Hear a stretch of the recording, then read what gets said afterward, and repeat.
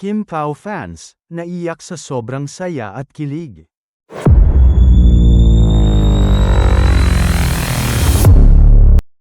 Ang daming naiyak sa sobrang saya at kilig sa nakita nilang ganap nina Kim Chu, Paolo Avellino. Sumugod nga ang mga Fanny, na nakakaloka nga, dahil kahit ang mga bata, matatanda, ay hindi nagpaawat na makita ang mga idolo nila sa mall show ng Kim Pao sa Ayala Feliz, ha? Ang saya-saya nga ng mga fans sa nakikita nilang harutan, lambingan ng Kim Pao, naramdam mo ngang comfortable na talaga sila sa isa't isa.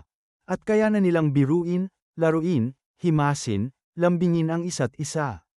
Pero sa isang video na lumabas, na kung saan ay makikita nga si Paolo na hinawakan, kinapitan talaga si Kim, na tila ayaw pakawalan, may mga naluha na talaga sa sobrang saya. Grabe ang tawa ko. Ang saya ko na makitang kinapitan, hinawakan talaga ni Paolo si Kim. Paolo feels safe with Kimmy.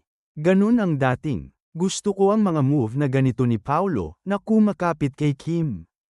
OA na kung OA, pero naiyak talaga ako. Kasi first time kong nakita na ganito si Paolo, na hindi siya natakot na ipakita na si Kim ang kanyang safe space. At si Kimmy naman, ramdam mo na feel niya na si Paolo ay secured sa kanya. Sa totoo lang, parang they found each other na talaga. Sila na talaga. Anyway, nakakatuwa ngang basahin ang mga mensahe ng mga nanood sa Aeminan show namin ni Ray Pamaloy sa Abante DWAR, 1,474 na Facebook page at Abante News Online YouTube channel, dahil ramdam mong hamaling na hamaling nga sila. Marami nga akong kakilala na nagsabing sa edad nila ngayon, na ang iba ay 45 o 75 years old na, nakakaramdam pa sila ng kilig. Dahil sa Kim Pao, first time nga raw nilang nabaliw sa isang love team, at sa Kim Pao yun, ha?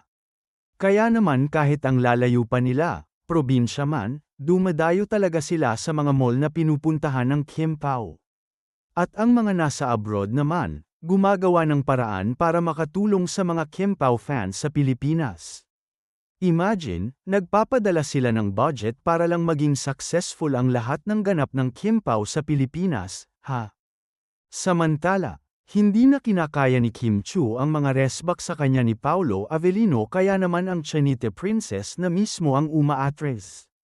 As usual viral ngayon sa social media partikular na sa X na dating Twitter ang naging stage performance nina Kim at Paolo sa Ayala Feliz Activity Center noong nakaraang weekend. Sa video kung saan mapapanood ang paggalaw ni Paolo kay Kim para sa isang anggulo ng pag-sweet nila ni Kim. Nagkaharap sina Paolo at Kim na dati naman nilang ginagawa sa kanilang mga nagdaang mall tour. Pero mapapanood si Paolo na sinabihan niya si Kim na iangkla ng kapareha ang kanyang kamay sa leeg. Sumunod naman si Kim at saka ipinwesto ni Paolo ang kamay sa likod ni Kim. Nagbigay rin si Paolo ng instruction kay Kim na isang microphone na lang ang gamitin nila sa isa't isa na pinagbigyan naman ni Kim. Magkaharap na ng malapitan ang mga mukha ni Paolo at Kim sa isa't isa na isang dangkal na lang ang pumapagitan sa kanilang mga labi. Makikitang pilit na unti-unting inilalapit ni Paolo ang bibig niya habang nakatitig ng diretso kay Kim. Dito na hindi kinaya ang heret ni Paolo kaya naman biglang napa-atras at kumalas na si Kim sa porma ng katawan nila, mukha sa isa't isang dalawa.